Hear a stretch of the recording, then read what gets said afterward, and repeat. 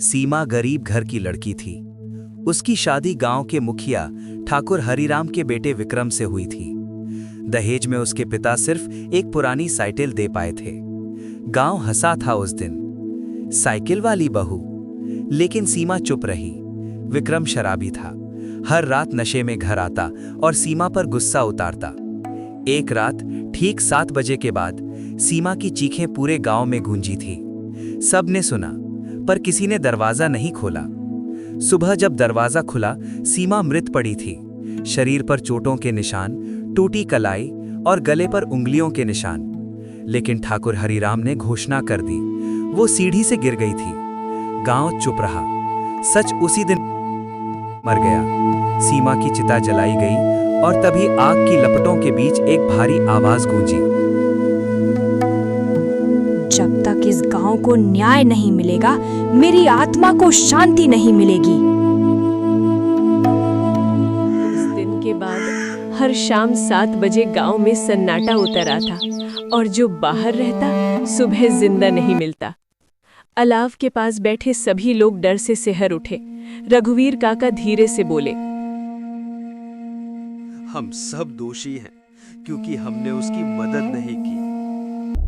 अचानक हवा तेज चली और चौपाल के पास खड़ा पीपल का पेड़ बिना हवा के जोर से हिलने लगा। आग की लपट अचानक ऊंची उठी, जैसे कोई अदृश्य चीज वहां मौजूद हो। अलाव की आग धीरे धीरे बुझने लगी थी। चौपाल पर बैठे लोगों के चेहरों पर डर साफ दिखाई दे रहा था। रघुवीर काका की आवाज भारी हो गई। सीमा सिर्फ आत्मा नहीं रही, वो अब चलावा बन चुकी है। वो इंसान का रूप लेकर लोगों को बाहर बुलाती है। मधु घबरा कर बोला, मतलब कोई भी अपना बनकर आ सकता है? हाँ, और यही उसकी सबसे बड़ी ताकत है। इतना कहते ही दूर कहीं कुत्ते जोर जोर से भौंकने लगे। फिर अचानक सब शांत हो गया। ऐसा सन्नाटा जिसमें खुद की सांसें भी डराने लगे। रात के 8 बज चुके थे। करण और उसकी पत्नी गौरी घर के अंदर बैठे थे। दरवाजा बंद, दिया जल रहा था और गौरी धीरे धीरे भगवान का नाम ले रही थी। तभी दरवाजा जोर से खटखटाया गया। गौरी डर गई। इतनी रात को कौन हो सकता है? बाहर से आवाज आई, करण, जल्दी बाहर आ, तेरे खेत में आग लग गई है।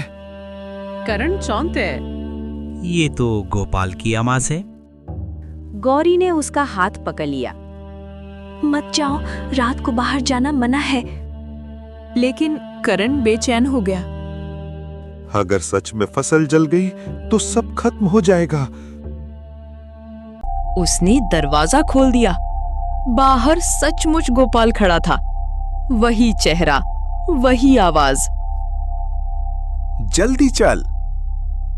दोनों अंधेरे रास्ते पर चल पड़े। रास्ते में अजीब ठंड थी। झिंगुरों की आवाज भी बंद थी। जब वे खेत पहुंचे, करण रुक गया। फसल बिल्कुल सही थी, कहीं आग नहीं। उसने पीछे मुड़कर कहा, गोपाल, आग कहाँ है? लेकिन पीछे कोई नहीं था।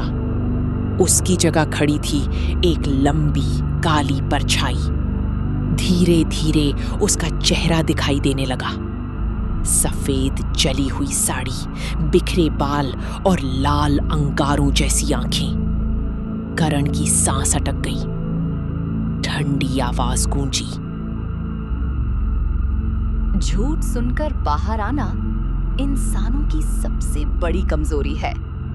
करण भागने लगा, लेकिन अचानक बर्फ जैसे ठंडे हाथ ने उसकी गर्दन पकड़ ली।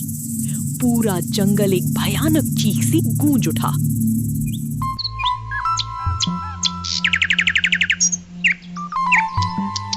गांव वाले खेत की तरफ दौड़े। एक पेड़ के नीचे करण की लाश पड़ी थी। आंखें पूरी खुली हुई, चेहरे पर ऐसा डर जैसे उसने मौत को सामने से देखा हो। गौरी जोर जोर से रो रही थी।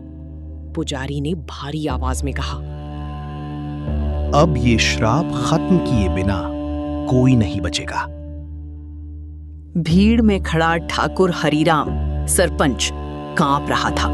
पहली बार उसे अपने पाप का डर महसूस हुआ। तभी पीपल का पेड़ बिना हवा के जोर से हिलने लगा।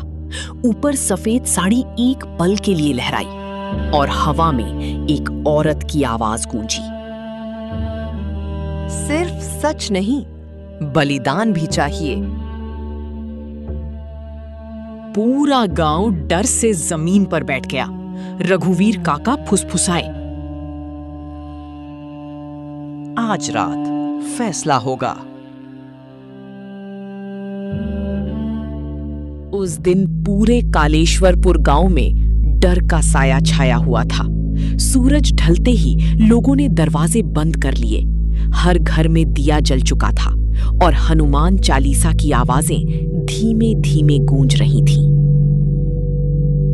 लेकिन चौपाल पर इस बार पूरा गांव इकट्ठा था। बीच में खड़ा था ठाकुर हरिराम। उसका चेहरा पीला पड़ चुका था। आंखों में नींद नहीं, सिर्फ पछतावा था। पुजारी आगे बढ़े और बोले,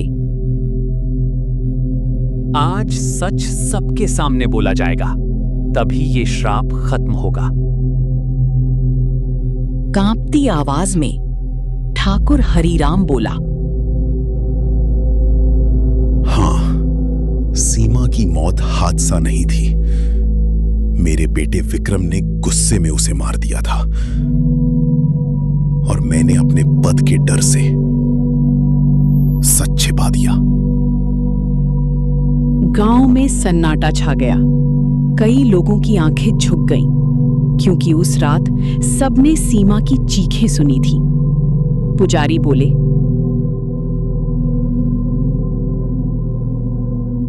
अब आखिरी काम बाकी है। पापी को दंड स्वीकार करना होगा। तभी अचानक हवा बर्फ जैसी ठंडी हो गई। दियों की लौ एक साथ कांप उठी। पीपल का पेड़ जोर से हिलने लगा और चौपाल के बीच धुएं जैसा काला साया बनने लगा। धीरे धीरे वो साया एक औरत के रूप में बदल गया। सफेद जली हुई साड़ी, बिखरे बाल, लाल चमकती आंखें। सीमा की आत्मा सामने खड़ी थी।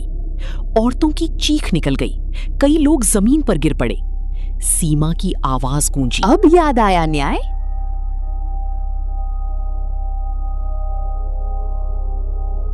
मुझे माफ कर दो, गलती सीमा मेरी की आंखों में दर्द था, गुस्सा नहीं। जब मैं मदद मांग रही थी तब सब चुप थे। इतना कहते ही विक्रम आगे आया। उसका शरीर कांप रहा था।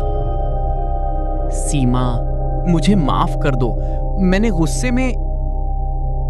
उसकी बात पूरी भी नहीं हुई थी कि अचानक तेज हवा चली। सीमा उसके सामने आ गई। कुछ पल दोनों एक दूसरे को देखते रहे। गांव वालों ने सांस रोक ली। फिर सीमा बोली, माफी से दर्द खत्म नहीं होता, न्याय से होता है। विक्रम घुटनों पर बैठ गया। मैं सजा स्वीकार करता हूं। अचानक आसमान में जोरदार बिजली कड़की। तेज रोशनी फैली और अगले ही पल विक्रम जमीन पर गिर पड़ा, निश्चल। हवा शांत हो गई। सीमा का चेहरा बदलने लगा। गुस्सा धीरे धीरे शांत हो गया। उसकी आंखों से आंसू की एक चमकती बूंद गिरी। अब मैं मुक्त हूं। उसका शरीर धुएं की तरह हवा में घुलने लगा और पहली बार गांव में ठंडी हवा की जगह हल्की गर्माहट महसूस हुई। पीपल का पेड़ शांत हो गया। दियों की लौ स्थिर हो गई। श्राप खत्म हो चुका था।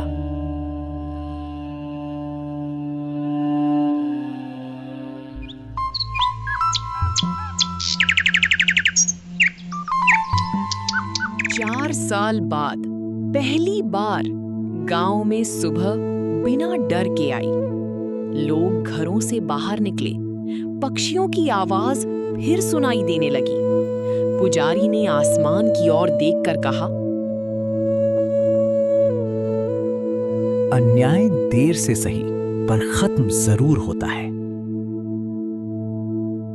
डर आत्मा का नहीं था, हमारे पाप का था। और उस दिन के बाद कालेश्वरपुर में कभी भी अमावस्या की रात डर लेकर नहीं आई, लेकिन गांव वाले आज भी बच्चों को एक बात जरूर सिखाते हैं। किसी की चीख सुनकर दरवाजा बंद मत करना, क्योंकि कभी-कभी खामोशी ही सबसे बड़ा अपराध होती है।